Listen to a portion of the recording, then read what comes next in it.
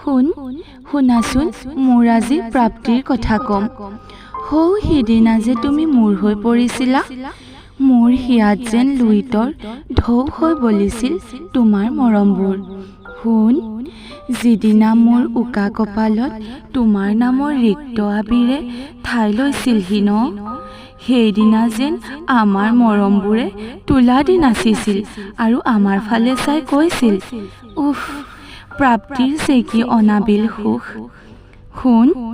যিদিনা মোৰ দুখন কঙালী হাতকো আপোন বুলি আঁকোৱালি লৈ জীৱন নাটৰ ভাও অৰ্পণ কৰিছিলা ন, সেইদিনা মই বাৰুকৈয়ে উপলব্ধি কৰিছিলোঁ কেনেকৈ যে দুখনি হিয়া এখনি হয়, কেনেকৈ যে মৰমে মৰমক সামৰি লয়, কেনেকৈনো অপ্ৰাপ্তিবোৰো প্ৰাপ্তি হয়।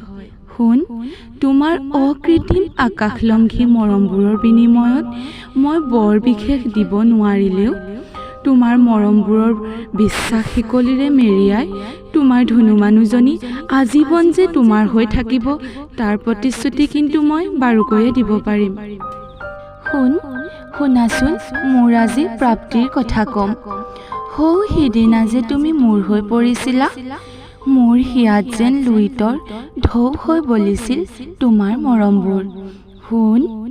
যিদিনা মোৰ উকা কপালত তোমাৰ নামৰ ৰিক্ত আবিৰে ঠাই লৈছিলহি ন, সেইদিনা যেন আমাৰ মৰমবোৰে তোলা দি নাচিছিল আৰু আমাৰ ফালে চাই কৈছিল, উফ, প্ৰাপ্তিৰ চেকি অনাবিল সুখ।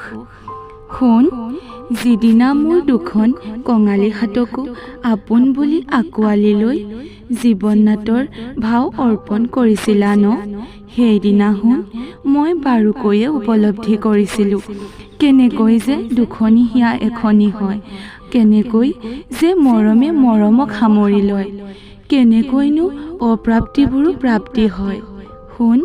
তোমাৰ অকৃত্ৰিম আকাশলংঘী মৰমবোৰৰ বিনিময়ত মই বৰ বিশেষ দিব নোৱাৰিলেও তোমাৰ মৰমবোৰৰ বিশ্বাস শিকলিৰে মেৰিয়াই তোমাৰ ধুনু মানুহজনী আজীৱন যে তোমাৰ হৈ থাকিব তাৰ প্ৰতিশ্ৰুতি কিন্তু মই বাৰুকৈয়ে দিব পাৰিম।